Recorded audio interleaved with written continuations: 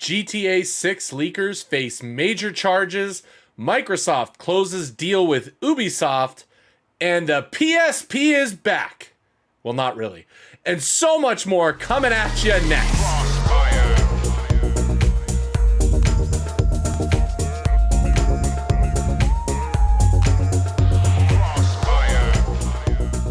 What's up, everyone? I am Russ Dornish, and welcome to Crossfire News. We have a lot to cover, so let's jump right in.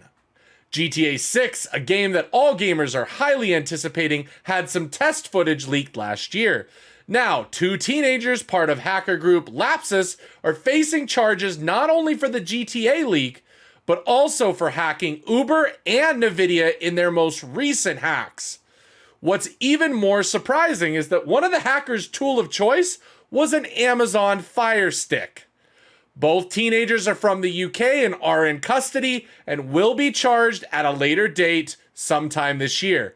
Moral of the story, don't hack, ladies and gentlemen. With the US case against Microsoft done, the European case for Microsoft's acquisition of ZeniMax Activision, owners of studios like Bethesda, is still going on. However, Microsoft has agreed to sell off Activision's cloud streaming rights to Ubisoft to push forward their case in Europe. And I quote, "To address the concerns about the impact of the proposed acquisition on cloud game streaming raised by the UK Competition and Markets Authority, we are restructuring the transaction to acquire narrower set of rights," says Microsoft President Brad Smith. "This includes executing an agreement effective at the closing of our merger that transfers the cloud streaming rights for all current and new Activision Blizzard PC and console games released over the next 15 years to Ubisoft Entertainment, a leading global game publisher. The rights will be in perpetuity." End quote. This should all but seal the deal for Microsoft to finally close on its ZeniMax Activision deal and see Microsoft fully take control of the publisher. Big gaming hardware news as Sony announced a new PSP. Well, not entirely. The PlayStation Portal is not a fully handheld device, but a remote companion for the PS5. The new accessory, as Sony are dubbing it, includes the ability to connect to your PS5 via Wi-Fi connection and stream your console remotely. It includes attached DualSense controllers with full DualSense features that PlayStation fans know. Speakers, headphone jack, an 8-inch 1080p screen that can do 60 Hz, and PlayStation Link. PlayStation Link is a new Sony headphone setting that allows direct connection to new Sony headphones, also announced alongside the gaming console, with a normal gaming headset and earbuds that they showed off. However, the device itself for Portal does not have Bluetooth, the ability to connect to the browse to the internet, and play media or stream other games or cloud systems.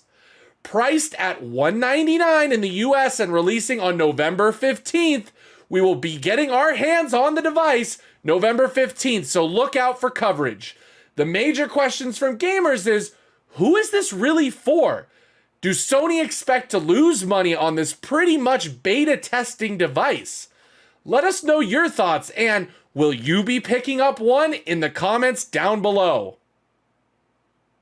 Stalker 2, a big upcoming release from Ukrainian studios GSC Game World Studios, was shown off at the recent Gamescom event.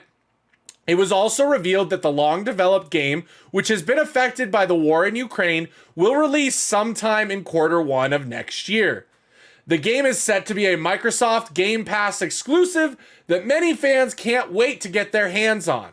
We are glad to see that this studio is closer to its release date after all the delays and stoppages, and hope to play it sometime next year. Tons of layoff and restructure gaming news happening. As we covered last time out in the failed buyout of Embracer, the gaming group has now moved forward with many different restructures and changes. In these restructures, we have seen the closure of Volition Studios, creators of Saints Row and Red Faction franchises. On top of that, Gearbox Studios, the maker of Borderlands, also saw some major layoffs coming from the same restructuring. On top of those layoffs, it seems that are hitting the industry even harder outside of Embracer is BioWare, who also announced some layoffs in a widespread shift in the gaming industry. We hope that all these developers affected by these layoffs find new jobs soon. What are your memories from the Saints Row and Red Factions franchise? That does it for this week. Reminder that we stream games each and every week over on twitch.tv/Crossfire Podcast. Some of our upcoming streams include this Saturday's Goodbye Volcano High and some future streams of Starfield, Baldur's Gate 3, and of course, Spider-Man 2. So go over to our Twitch and drop us a follow, and we will see you there. I'm Russ Dornish for Crossfire News. You are loved, you matter, you belong. God bless, and we will see you next time.